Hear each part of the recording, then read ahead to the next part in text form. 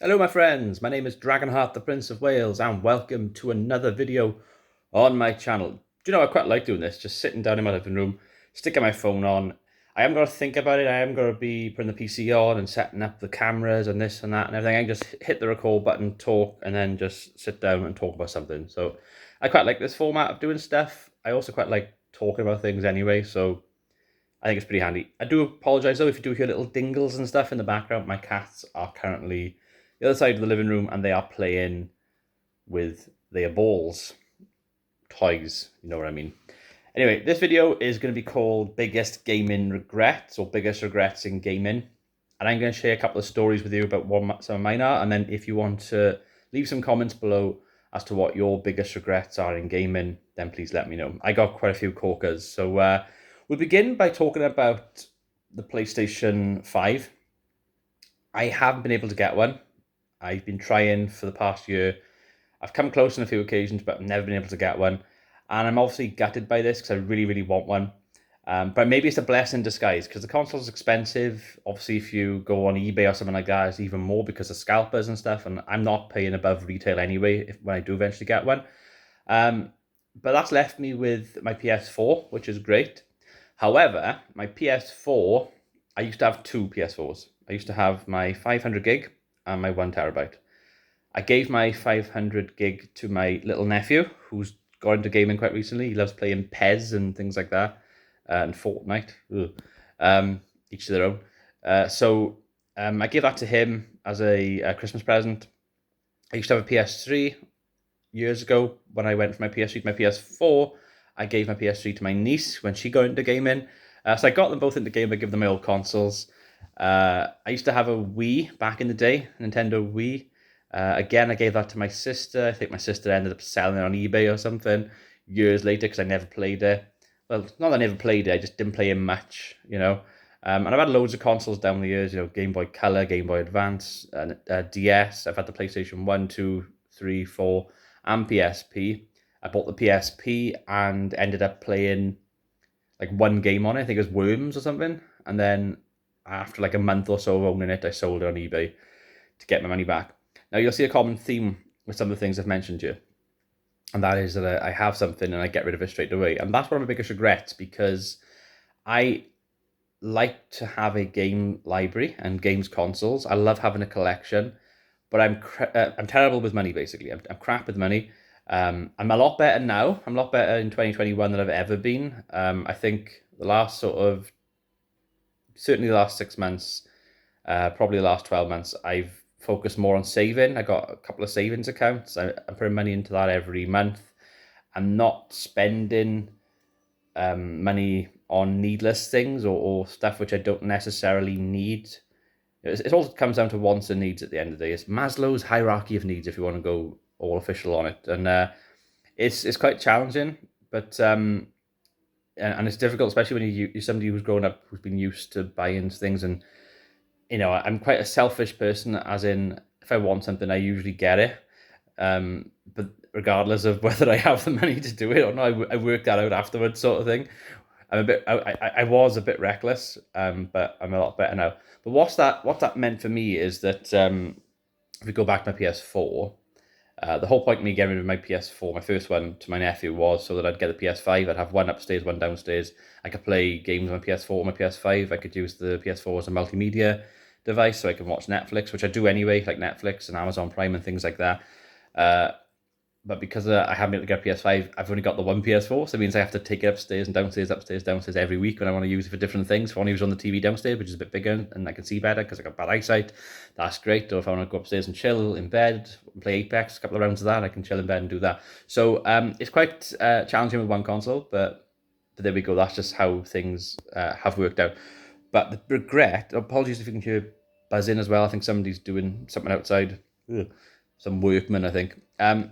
With the PS4, I have owned a hell of a lot of games on the PS4. 50, 60, 70 games probably I once had. That collection is now something like 12 games. Uh, I got Uncharted 4, I've got Bloodborne and Heavy Rain and Beyond Two Souls multi-pack with my PS4. And then apart from those four, I've only got a handful of other games disc games for the console. That includes I can't even think off the top of my head. It includes Tomb Raider, the remake, the first one they did of the recent trilogy. And it's got a couple of other games with it. I think I got Witcher 3 on console as well, and a few others. And that's about it then. I haven't got much else. I have owned Spyro, the Reignited trilogy. I have owned GTA 5. I have owned all of the Assassin's Creeds pretty much that you can get on console, apart from 3 and Black Flag. So I owned the Ezio collection. I owned Rogue, which I never played, Valhalla, Syndicate, Unity. The list goes on. I've owned all of these games. I've since sold all these games on eBay. I've owned previous versions of PES and FIFA. I've owned God of War. I had God of War, right? This is the thing. I had God of War, Mad Max, and Metal Gear Solid 5. I had the 3 of them in a deal with Game, my local game store. And it was like 3 for 2. I think they were pre-owned, possibly. It's like 3 for 2. They were the 3 I had. I never played any of them. I had the 3 of them, never played any of them. And then, of course, months later, I sell them. I mentioned the Spyro Reignited trilogy. I had that as a present for Christmas. I sold it on. I had Red Dead Redemption 2. I had that game, played half of it, didn't finish the game, ended up watching the spoilers and stuff on YouTube, so I knew how it ended. Didn't feel like they had the energy to go back and play it because it's a long game. It's a really long, big, narrative-driven game. I end up selling that for a bit of money afterwards because I'm crap with money. So I sell my games off after I'm sort of bored of them. And then the problem is with that boredom, I then want to play those games afterwards. So 6 months down the line after I've sold a game, I have an itch to play it. It's like, oh, I don't actually own that game anymore. I wish I'd kept it. And I'm somebody who used to work in a library. So I used to love like putting books on shelves and putting them like A to Z, 1 to whatever, in numerical order, alphabetical order, that sort of thing. So having a games library on a big shelf would have been lovely for me. I'd really enjoyed that. Watch Dogs, another one I used to own, Watch Dogs, sold that as well. You see these games just popping off the top of my head. Fallout 4, I had a copy of Fallout 4 on console. I own it on PC anyway, but because I'm lazy, I wanted to sit on the console. I want to sit in bed playing the console, playing Fallout 4. So I ended up buying it for like cheap, and then I sold it for cheap as well. Because that's who I am. And that's my biggest regret is I have these games, I don't have them for long, I sell them, and then I kind of regret it afterwards. And one of the biggest regrets that I've had in gaming, to go on top of this, what I've just mentioned, is the VR.